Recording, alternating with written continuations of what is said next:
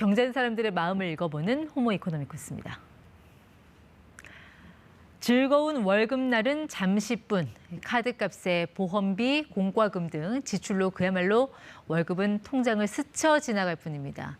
재테크 성공의 첫 단추는 종잣돈 마련이라는데 이거 어떻게 이룰 수 있을까요? 국민영수증 멘토 김경필 작가로부터 스마트한 저축법 들어보겠습니다. 네, 작가님 어서 오십시오. 네, 안녕하십니까. 좀 머물러 있으면 좋겠는데 네. 왜 이 돈은 이렇게 스쳐 지나가는 건가요? 네, 아무래도 뭐 월급이 다른 별칭이 뭐 통장이라는 말이 있을 정도로 뭐 스쳐 지나간다 이런 이야기 네. 하는데 우리 앵커님 혹시 그 본인의 월급을 정확하게 금액으로 얼마인지 정확하게 아시나요? 저는 짝수달이면 좋아하는 1인. 그날 이제 보너스 나오거든요. 짝수달에. 그렇죠. 그렇기 때문에 월급이 정확히 얼마인지 오히려 더 관심이 없었던 것 같아요. 사실 요즘 직장인이라고 하더라도 이렇게 지금 말씀하셨던 것처럼 보너스나 상여금 때문에 좀 소득이 들쑥날쑥해서 돈 관리가 좀 어렵다 이렇게 호소하는 분들이 많아요. 그래서 연말정산을 해봐야 내가 정확하게 얼마 받았구나라는 걸 그때야 아는. 이렇게 되면 돈 관리는 굉장히 어려워질 수밖에 없거든요. 그래도 월급쟁이는 어느 정도 그래도 들어오는 월급이 예측은 가능한데 그렇죠. 자영업자, 프리랜서 분들은 그렇죠. 그야말로 그때그때 다른 거잖아요. 네, 이런 뭐 분들은 어떻게 해야 코로나로 됩니까? 인한 거리두기가 완화되긴 했지만 고금리의 고물가에 지금 불경기가 이어지다 보니까 아무래도 소득이 들쑥날쑥한 이런 자영업자분들이 더 이 돈 관리하기가 어렵다라고 말할 수밖에 없는데 이럴 때일수록 어떻게 보면은 우리가 돈이라는 거는 어디에 써야 되는지에 대한 성격을 딱 규정을 하는 게 필요합니다. 그래서 우리가 음식도 어떤 그릇에 담느냐에 따라서 뭐 성격이나 맛까지도 달라지는 것처럼 네. 우리가 그 심리적 회계다 이런 말을 하거든요. 그 심리적 회계라는 말은 이제 우리가 흔히 얘기했을 때 내가 돈을 어떤 성격으로 규정하느냐에 따라서 그 돈을 사용하는 방법이 예. 달라진다. 이렇게 이야기할 수 있는 그러니까 거죠. 그 말씀은 돈을 넣는 그 통장, 그거를 좀 잘 활용을 해야 된다 그 말씀인 맞습니다. 것 같은데 예. 얼핏 드는 생각엔 그냥 금리 높고 이율 자르쳐주는 그런 통장에 넣는 게 답 아닌가요?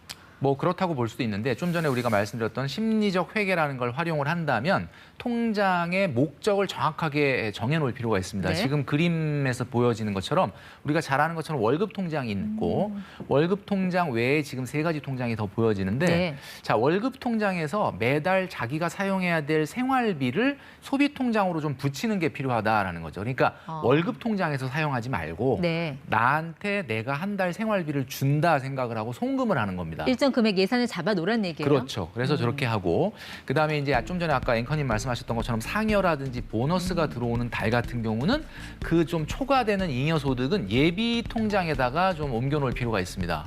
상여금 보너스는 월급에 같이 들어오잖아요. 같이 들어오는데 이제 평상시에 내 예산을 훨씬 뛰어넘는 큰 돈이 들어왔으니까 일단 우리가 저수지에 물을 가둬놓는 것처럼 저렇게 예비자금 통장으로 돈을 네. 옮겨놓는 것이 좋겠다 이런 말씀을 좀 드리는 거고요.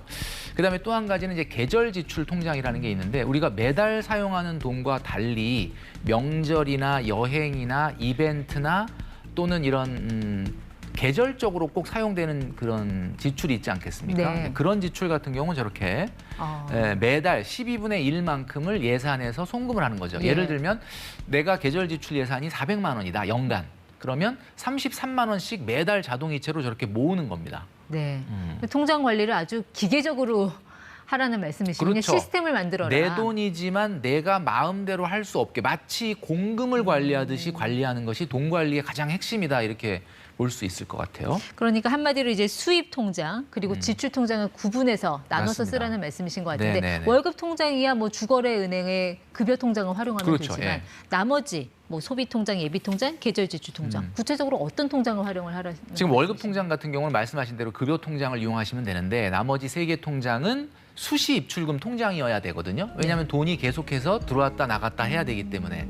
그래서 이런 수시 입출금 통장에 적합한 통장을 사용하시는 게 좋겠다라는 거죠. 수시 입출금 통장도 종류가 뭐 여러 가지는 네, 여러 가지가 CMA도 있습니다. 있고 요즘은 어떤 거 좀 많이 추천해 최근에는 주세요? 파킹 통장이라는 통장이 가장 좀 인기가 좀 있는 편이거든요. 파킹, 자동차 네. 주차의 그 파킹 맞습니다. 의미에서. 예.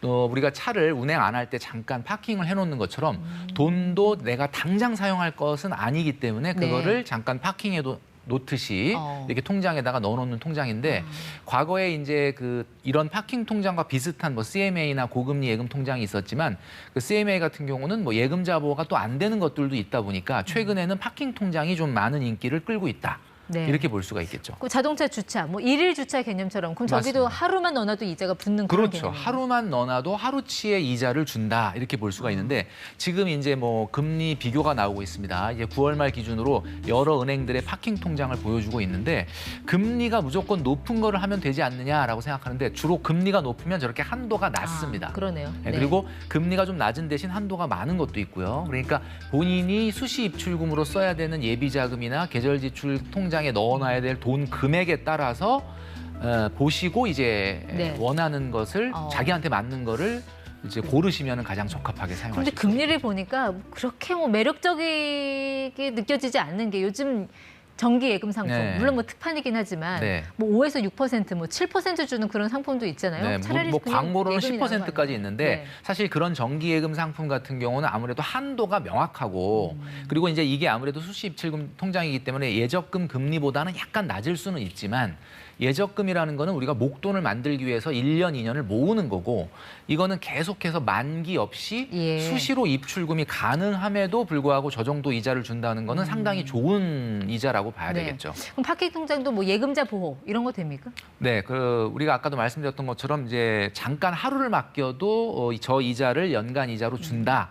연간 이자가 아니라 연간 이자의 하루치를 주겠죠. 네. 그럼에도 불구하고 말씀하신 대로 예금자 보호가 가능하기 때문에 예.